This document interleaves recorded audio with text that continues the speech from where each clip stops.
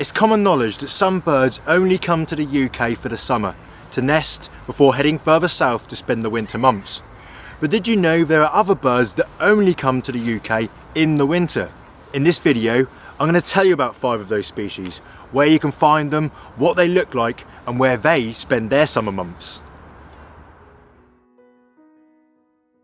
The first bird to appear on this list is the largest, but also the smallest white swan that you'll see in the UK. The Bewick swan is much smaller than its more common and resident cousin, the mute swan, and there are several ways to separate the two. Bewick swans are around the size of a grey-lag goose. They do not have the black basal knob that mute swans have at the base of their beaks, and instead of orange, a Bewick swan's bill is yellow with a black tip. Bewick swans breed in Siberia and begin to arrive in the UK from October onwards.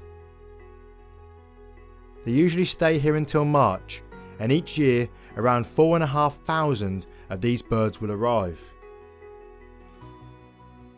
Bewick swans are not the only migratory swan to visit the UK. Hooper swans, which are larger and mainly breed in Iceland, also arrive across the country for the winter months. However, as a handful of these birds do nest in Scotland, they will not be featuring on this list. From an all-white wetland bird to a much more colourful, albeit less predictable winter visitor, the waxwing. These starling-sized, peach-coloured birds have a noticeable crest of feathers on top of their heads and gold and red markings on their wings and tails. They breed in Scandinavia and Russia, and depending on their breeding success and the crop of berries in mainland Europe, the numbers arriving in the UK can vary greatly from year to year. Sometimes, when breeding success is low and there are plenty of berries on the continent, only 100 or so will come to the UK. And in other years, when the berry crop fails but they've had a good nesting season, thousands, sometimes tens of thousands, will arrive on our shores.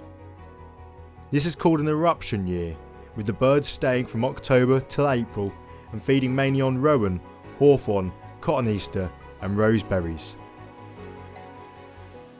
Next up is a much more regular and predictable winter visitor, the fieldfare. These large members of the thrush family have noticeable grey heads and rumps with mottled breasts and brown wings.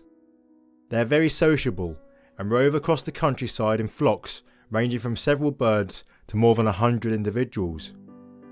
Like waxwings, they mainly nest in Scandinavia and come to the UK in search of berries to see them through the colder months.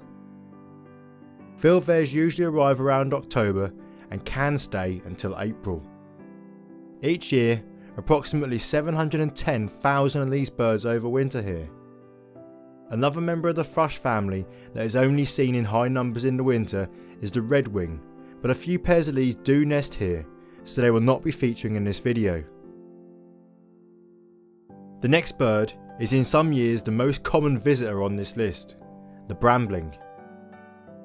In good years, more than 1.8 million of these chaffinch-sized birds overwinter here, but it can be as low as just 45,000.